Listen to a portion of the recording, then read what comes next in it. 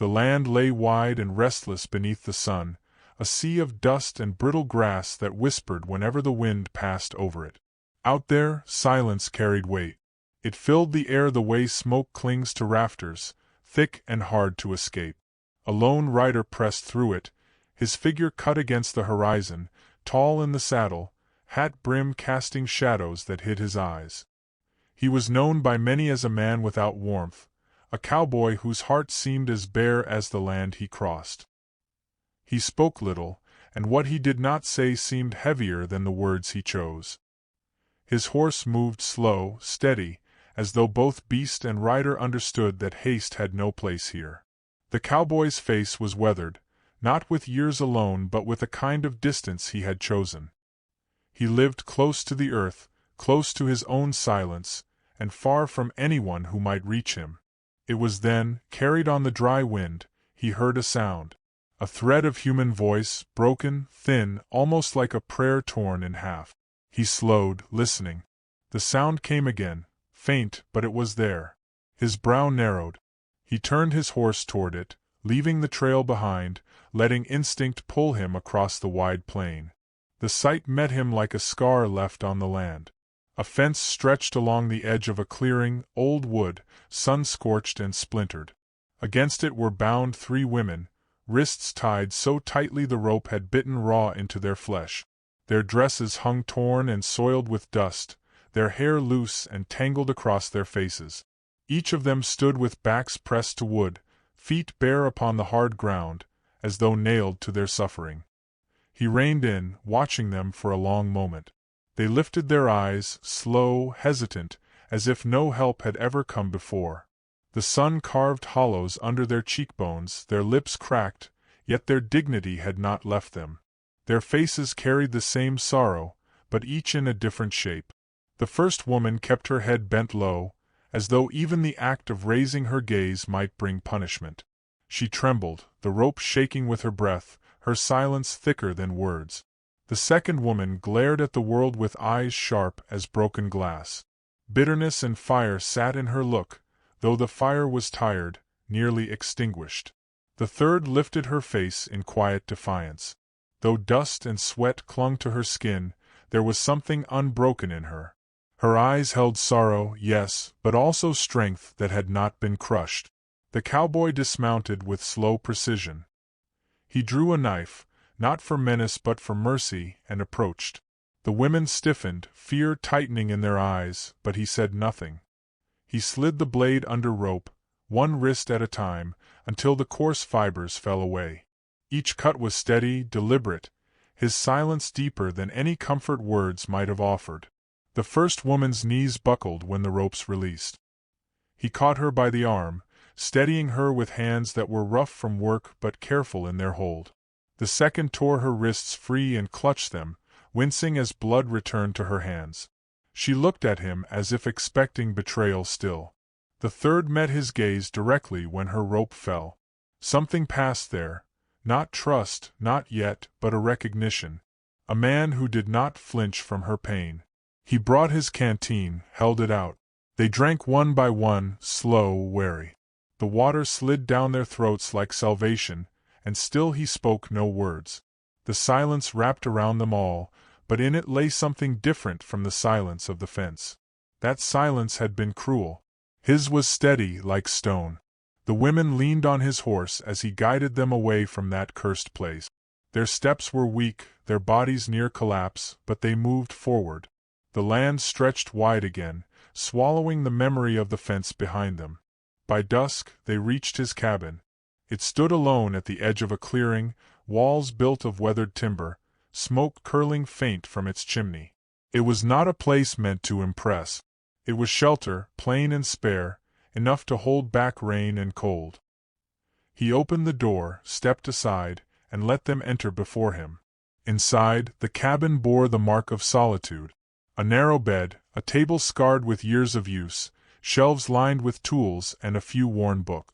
The fire in the hearth gave light more than warmth, its flames snapping quietly. He set food upon the table, bread, dried meat, beans left simmering in the pot. The women ate in silence, hunger pressing faster than shame. He took little for himself, watching from the edge of the room. When they finished, exhaustion pulled them to the floor near the fire. He spread out blankets, rough but clean, and left them there. They lay close together, their breathing uneven, like children finally safe enough to sleep. The cowboy sat in his chair near the door, eyes fixed on the darkness beyond the window. His hand rested on the table, fingers tracing the grain of wood as though it might tell him what to do next. He had not asked their names. They had not asked his. Between them lay only silence, heavy yet not empty. Night deepened, stars spilling their light across the prairie. The women slept, though one, the third, the one whose gaze had met his without fear, turned once toward him. Her eyes lingered, studying the man who had cut her bonds without asking who she was or why she had been left to suffer. There was no judgment in her look, only quiet wonder, and perhaps the first seed of something neither of them yet understood. Outside, coyotes sang low to the moon. Inside, the cabin held its stillness. 3 women who had been discarded now lay safe within its walls. A man once known for his coldness kept watch, his face unreadable. Yet in the silence, something fragile had begun to stir, like the first green blade of grass after long drought. And though none of them could name it, all felt the truth. Their lives had shifted course that day. What had been broken would not remain so. The night whispered promise, carrying it across the wide and waiting land. Morning crept slow across the plains, a pale wash of light spilling through the cracks in the cabin walls. The women stirred where they had slept by the hearth, their breaths uneven as though rest had not yet untangled the knots left by fear. The cowboy had risen before dawn, his movements soundless, the rhythm of a man who had lived alone long enough to turn routine into ritual. He split wood in the yard, his axe ringing against the block, each strike measured, unhurried. From inside, they watched him. The first woman, still timid and frail, clutched her blanket close, her eyes lowering whenever he passed the window. The second's gaze carried suspicion, sharp and unyielding, as though she expected betrayal to walk in at any moment. The third observed him with quiet steadiness, her expression unreadable, though something lingered in her eyes when she saw the way he worked, not harsh, not careless, but with a discipline that spoke of endurance. When he entered, carrying the cut wood to stack by the hearth, the room tightened. His presence filled it, though he said little. He placed food on the table again. Bread rough from his own hands, beans thick with smoke, a pot of coffee whose bitterness was sharp even before the cup touched the lips. They ate cautiously, the silence broken only by the scrape of spoons and the crackle of the fire. The cowboy watched them without staring. He noted the way the timid one kept her shoulders hunched, how the bitter one looked as if she were ready to snatch the knife from the table should danger rise, how the third sat with quiet dignity, neither shrinking nor bristling. He spoke at last, his voice roughened by disuse. "You'll stay here until you're steady again." No more words followed. He left them with their food, stepping outside to tend to the horse, as if the matter required no further discussion. Days passed in that rhythm. He rose early, worked with his hands, returned with water from the creek or with game from the hills. The women slowly adjusted to the cabin's quiet order. The timid one began to help with simple chores, folding blankets, sweeping dust from the floor. The bitter one tested the strength of her limbs, her voice sharp when she asked questions in broken English, challenging him with her suspicion. The third moved with a kind of grace, assisting where she could, mending a shirt, placing water by the door when he came in weary. The town nearby was small, its people watchful. Whispers grew when word spread that the cold cowboy had taken in 3 women. The storekeeper's wife shook her head as they purchased flour, her eyes heavy with judgment. A man at the saloon laughed into his drink, calling them cast-offs rescued by a fool. Rumors slithered through the streets, painting him as reckless, or worse. The women felt those eyes when they walked into town under his protection. The timid one clung to her shawl, the bitter one bristled, and the third walked calm but alert, as though every whisper pressed against her back. Yet no hand reached for them, for the cowboy's presence was enough to hold back cruelty. He stood with stillness like iron, his silence more powerful than threats. At night, the cabin became a refuge. The women spoke softly to each other in their own tongue, words that carried sorrow and fragments of memory. The cowboy sat nearby, sharpening his knife, patching his gear, listening though he could not understand. Their voices softened the air, gave shape to the loneliness that had long filled those walls. It was the third woman who bridged the silence between them first. One evening, as the firelight curled against the shadows, she looked at him and spoke gently. She told him she was grateful, not for food alone, not for the roof above, but for the way he had untied the ropes without looking at her as others had, without shame, without claim. Her words fell into the room like small stones rippling water. The cowboy met her eyes, and though he did not answer, something in his stillness shifted. He set his work aside, and for a brief moment, his gaze softened. She saw it, not the warmth of a man quick to smile, but the flicker of a man who had built walls around himself and, for the first time, felt one loosen. Conflict, however, pressed closer with each passing day. The women's in-laws had not forgotten them. In town, their names were spoken with disdain, their absence questioned with malice. Some settlers muttered that the cowboy had no right to harbor them, that he kept what was not his. Others, curious and cruel, suggested that women left bound to offense had been left so for a reason. The women felt the weight of that shadow. The timid one wept quietly when she thought no one could hear. The bitter one cursed under her breath, her rage held tight in her chest. The third remained steady, though her heart quickened when she saw how the whispers in town hardened against the man who had saved them. Yet within the cabin a new rhythm grew. They learned his ways, and he learned theirs. He left small acts of care without notice, a repaired shoe left by the fire, a blanket drawn closer over sleeping shoulders. They, in turn, brought life into the stillness of his home. The timid one began to hum soft tunes from her homeland, the bitter one laughed once, unexpectedly, when a pot nearly tipped, and the third carried herself with a strength that filled the space with something more than survival. One night, rain lashed against the cabin walls, the storm loud and wild. The women huddled near the fire, their faces lit by its flicker. The cowboy sat by the window, watching the storm. When thunder rolled, the timid one startled, clutching her blanket.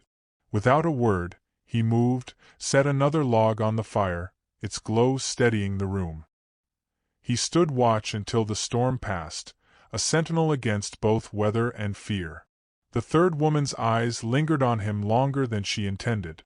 She saw not the coldness the town spoke of, but a man who held his silence like armor, who gave safety without asking anything in return. Her heart stirred, though she did not name it. By dawn, the storm had cleared, leaving the air washed clean.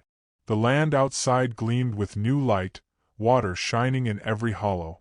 The cabin's walls, though plain, held something richer now, not comfort, not yet love, but the beginnings of trust. The cowboy rose to his work again, as though nothing had changed. Yet within each of them, a quiet truth grew stronger. The world outside would not easily forgive them for surviving, and within these wooden walls, they had found the only shelter that might endure. And so the days carried on, steady yet uncertain, each one drawing them closer to the moment when silence would no longer be enough, when the town's whispers would harden into something heavier, and when the man known as cold would be forced to show the fire hidden deep within him. Days folded into weeks, the rhythm of survival drawing the women and the cowboy into a fragile pattern of life. The land itself marked their time, mornings beginning with frost on the grass, afternoons bright with sun, evenings given over to the hush of prairie winds.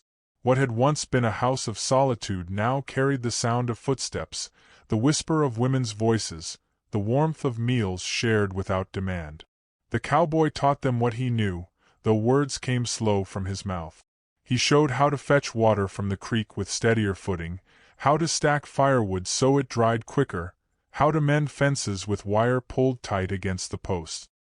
His lessons were plain, spoken with the blunt care of a man who measured every word before it left his lips.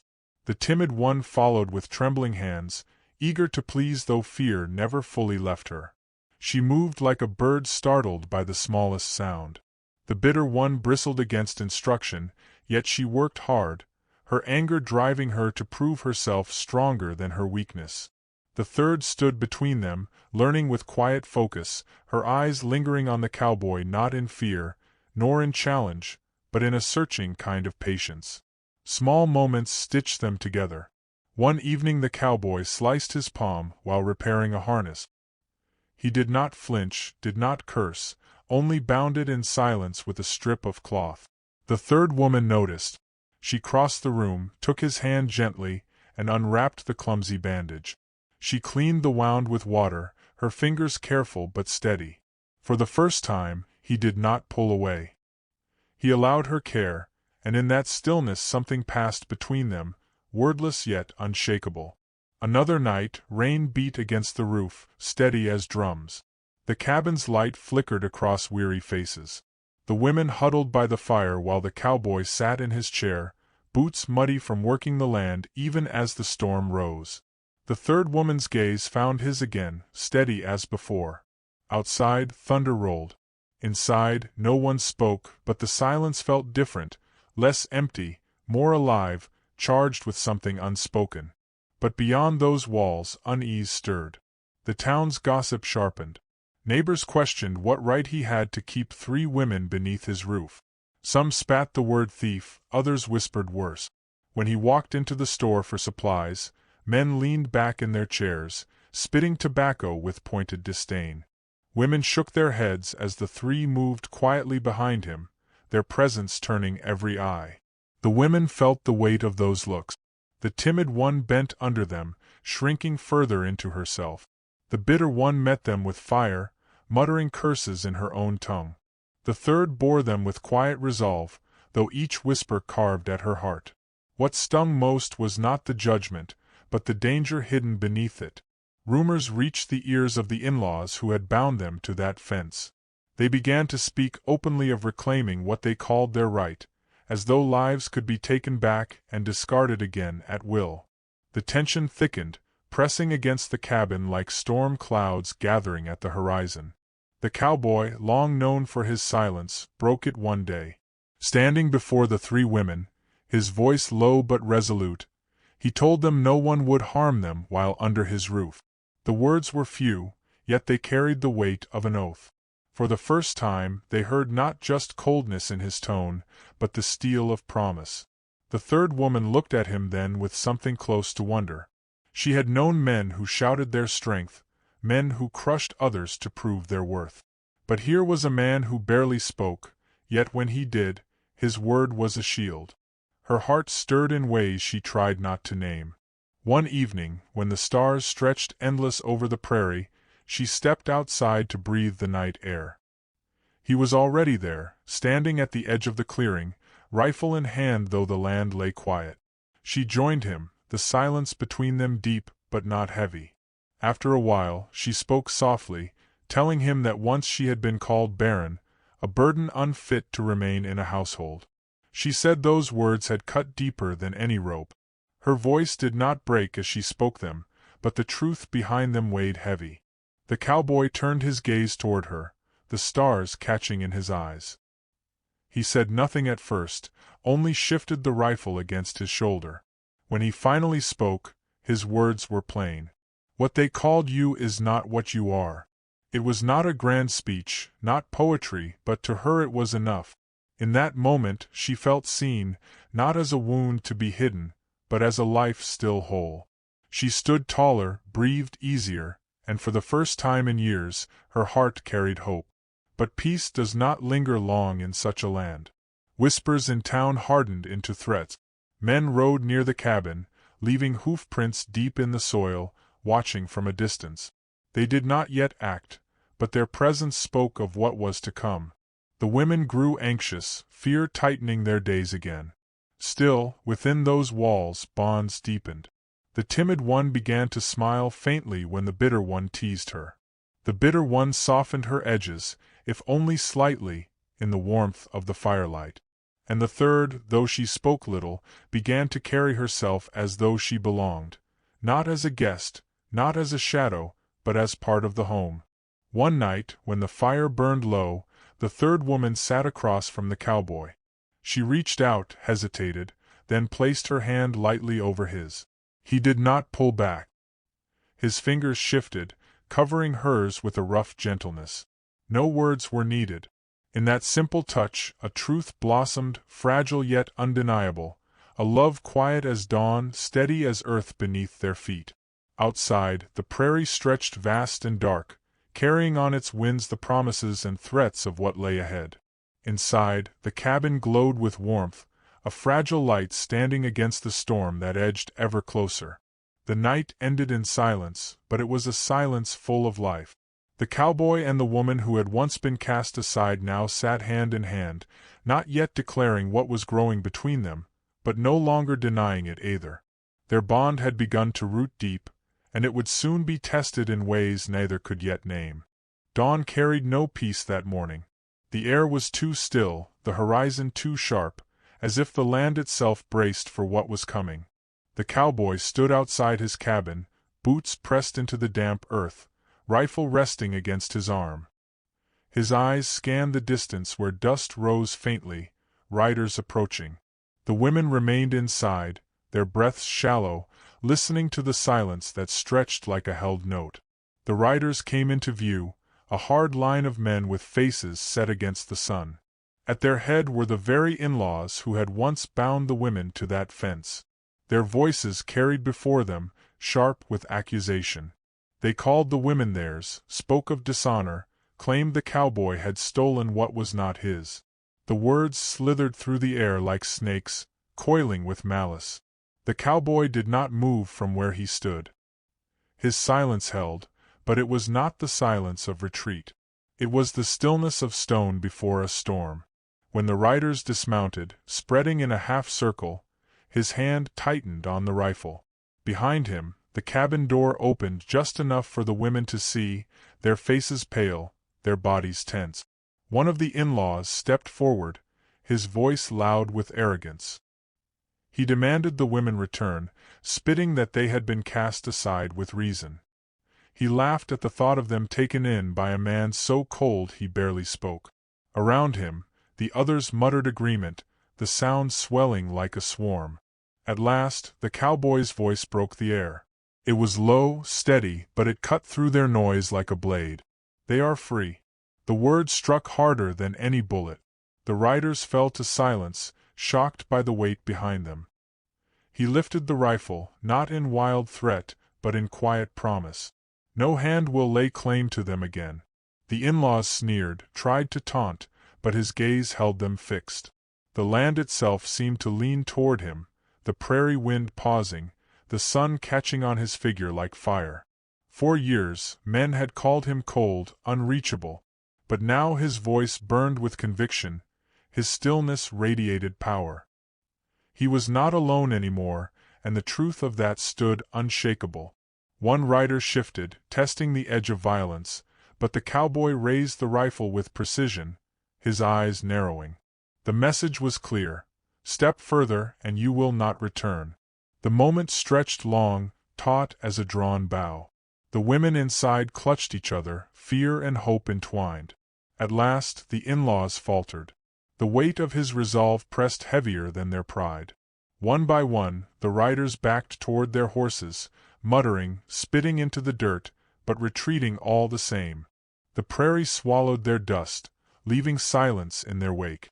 The cowboy lowered the rifle. His chest rose once, heavy with breath, then steadied again. When he turned, the women stood in the doorway, the timid one trembling with tears, the bitter one staring in disbelief, and the third gazing at him with something beyond gratitude. What they saw was not a savior of chance, but a man who had chosen them, defended them not as burdens but as lives worth standing for. Days later, word spread that the challenge had ended. The town's whispers turned, some softened with respect, others edged with awe. The cold cowboy was no longer spoken of as a man without heart. His silence had been broken in front of all, and in it lay more truth than the loudest voices. It was then he made his choice plain. He asked for nothing grand, only that the third woman, the one whose quiet strength had met his silence, join her life with his. She accepted, not with hesitation, but with a calm certainty born from all they had endured. The wedding was held at the small frontier church, its wooden beams weathered by time, its doors opening wide to the endless sky. Neighbors came, some with flowers in their hands, others with simple curiosity. The timid one and the bitter one stood near, no longer captives, no longer shamed, but witnesses to a beginning none of them had imagined on the day they were tied to a fence. The bride wore a modest dress, her hair pinned with care. Her face carried scars of sorrow, yet her eyes glowed with quiet radiance. The cowboy stood beside her, hat in hand, his silence no longer cold but reverent. When the vows were spoken, they were not long, not adorned, but each word carried the strength of stone. Their hands met, rough against delicate, yet both steady. In that moment what had begun as rescue turned to something deeper, a promise made not only to one another, but to life itself, that pain would not define them, that love could grow even from the harshest soil.